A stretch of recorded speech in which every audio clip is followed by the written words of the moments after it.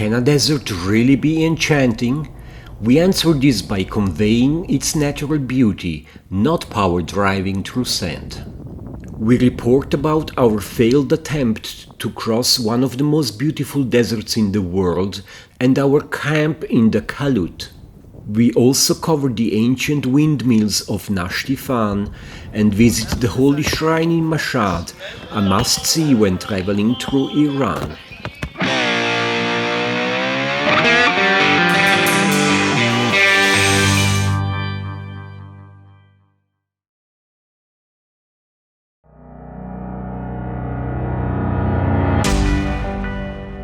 Starting from Kerman, we aim to cross the Dasht-e Lut Desert from west to east, an unsuccessful attempt as you will see later.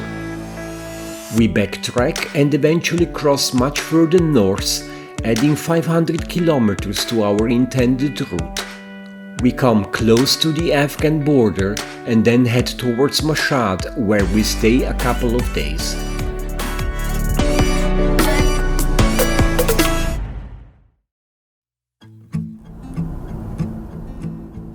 We have been waiting months for this to happen. The crossing of the Lut Desert, probably the highlight of our trip through Iran. The view when descending the eastern side of the high mountain ring is gorgeous to say the least, and gets even better as we reach the plains. Our plan is to cross the Lut Desert in 2 or 3 days, taking it easy and absorbing this inhospitable environment, and we are really all set to go. We have filled the water tanks, stocked up on food and drinks, charged the batteries, filled the gas tank to the brim, and filled a separate bottle for the snakes and scorpions. Well, we have been told to pour some diesel all around the vehicle. Apparently the smell keeps them away.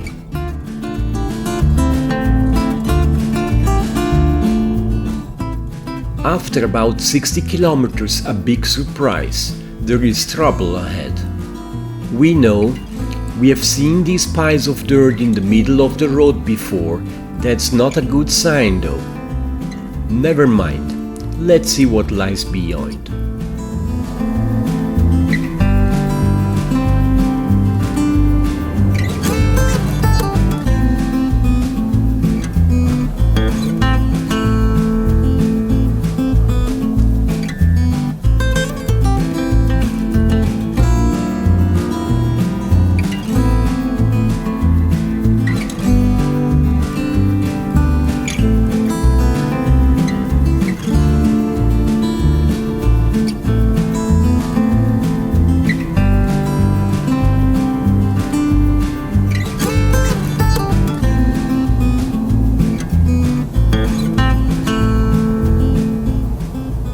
This doesn't look good at all. And what's that car doing in the middle of the road?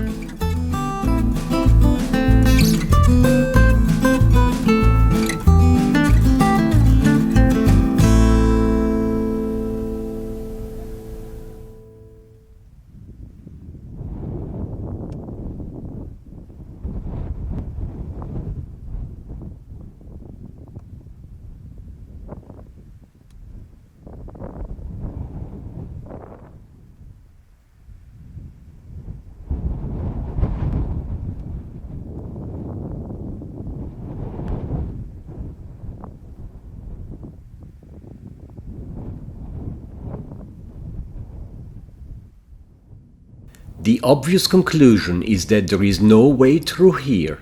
The road is completely damaged and the salt pans are very wet on both sides.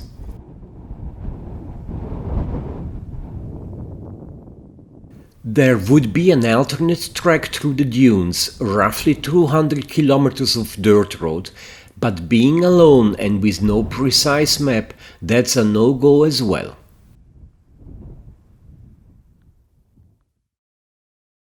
Our intention to cross the Lut Desert here is officially a failure, and we are forced to make a detour that adds another 500 kilometers to our mileage.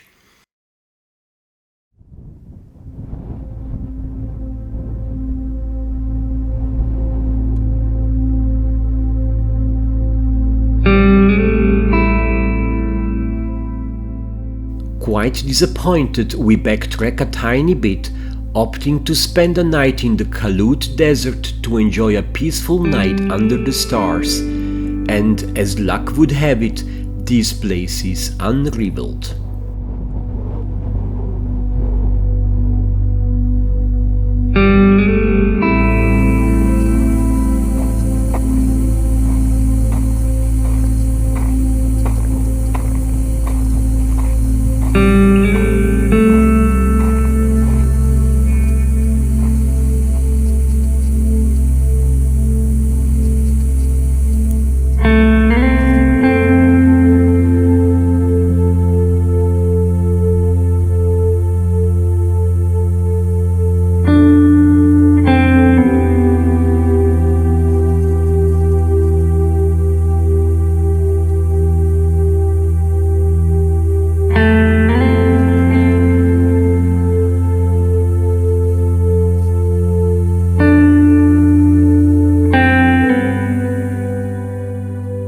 The Lut Desert, widely referred to as Dasht-e Lut, is the world's 25th largest desert, also included on the UNESCO World Heritage List.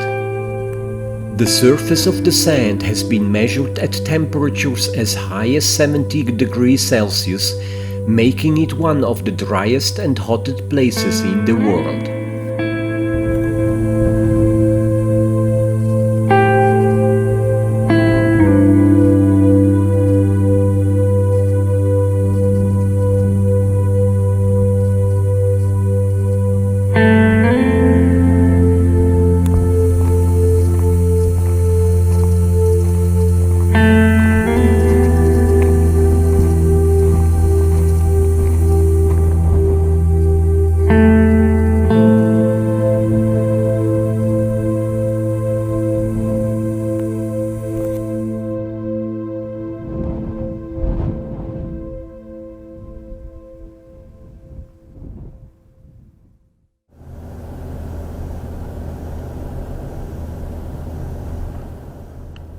Early morning we leave our camp in the Kalout and are surprised to find quite a number of locals enjoying their time here.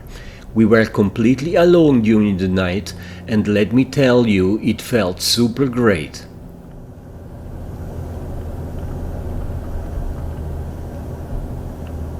We contour the Dasht-e Lut Desert to the west and cross it much further north so as to rejoin the original route in the Khorasan provinces.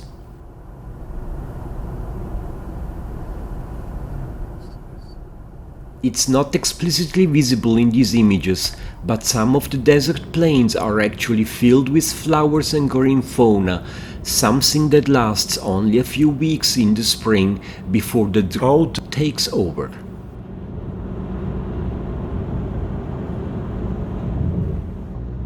And we spot our first camel.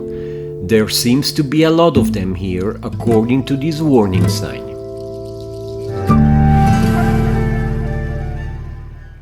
Close to the Afghan border, the South Khorasan province is known to produce some of the best saffron and where wheat is farmed in abundance. A good reason to stop and visit the ancient windmills of Nashtifan, the best preserved over perhaps a dozen such sites in the region. These windmills are quite unique. They don't have a huge wheel as known in the West, but a vertically spinning rotor which, driven by the wind, channels and conveys the energy to the lower chambers.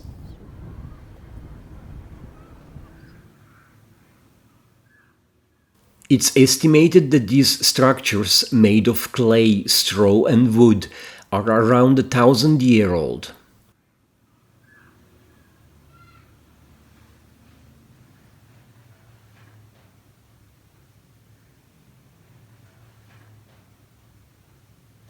Since the blades are arrayed on a vertical axis, energy is translated down the mast to the grindstone without the need for any intermediary gears found on Don Quixote-style windmills.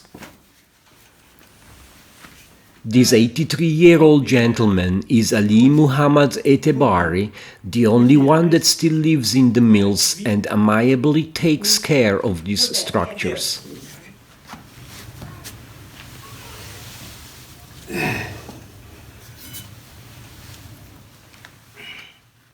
He draws no salary from his unofficial village occupation, but is very keen to show us the interior and in particular how the mill operates.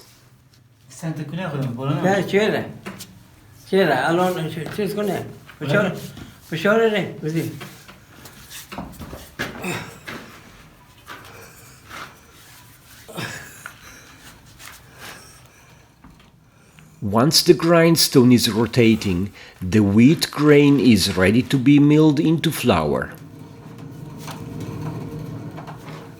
The little wooden stick makes the steel channel vibrate, which in turn drops the wheat grains bit by bit. Sadly, we can't understand much of what Etebari is trying to tell us, but the accompanying gentleman told us that if he doesn't look after the windmills, the youngster will come, spoil them and break everything.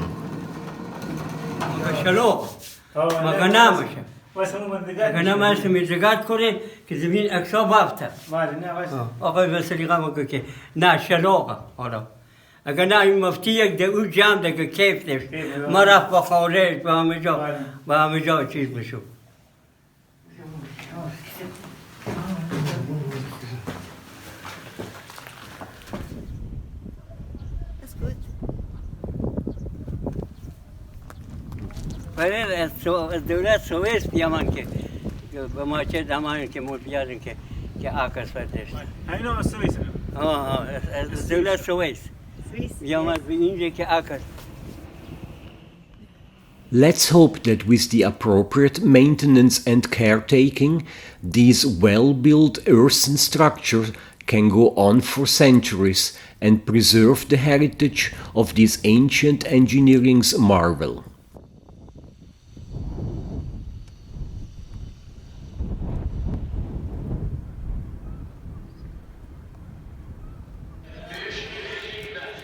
Mashhad is known first and foremost as a place of religious pilgrimage centered on the vast and impressive holy shrine of Imam Reza. This is the largest shrine complex in the world by area, totaling close to 600,000 square meters.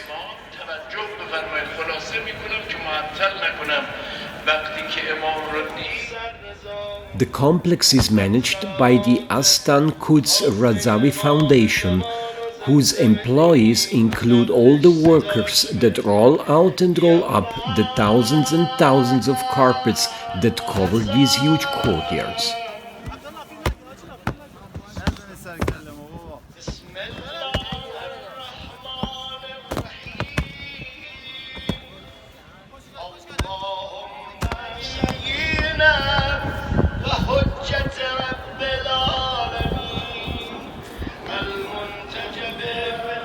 The Goharshad Mosque, built in 1418 CE by order of Empress Goharshad, is one of the interesting places in the Holy Shrine because of its traditional architecture style, elegant carving, gorgeous style and grand dome.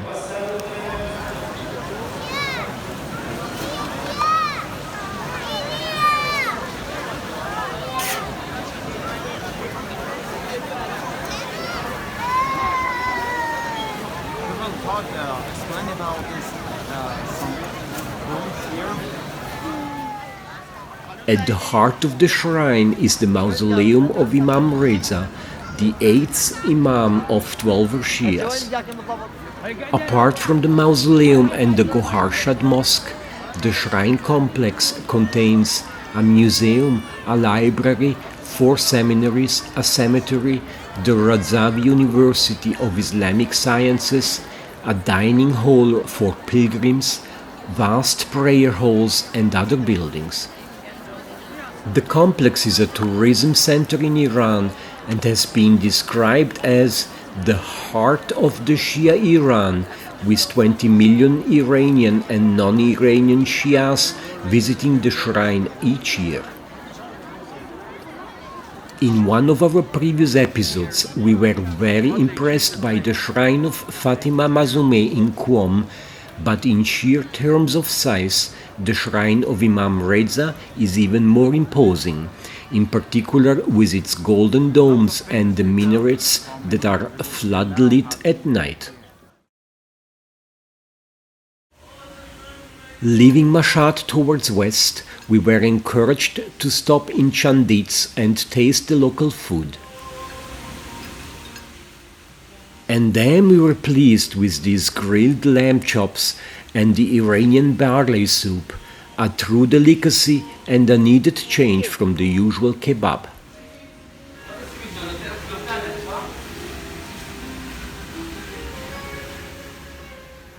Our journey through Iran is coming to an end as we prepare to cross into a new country, but that's a story for next time.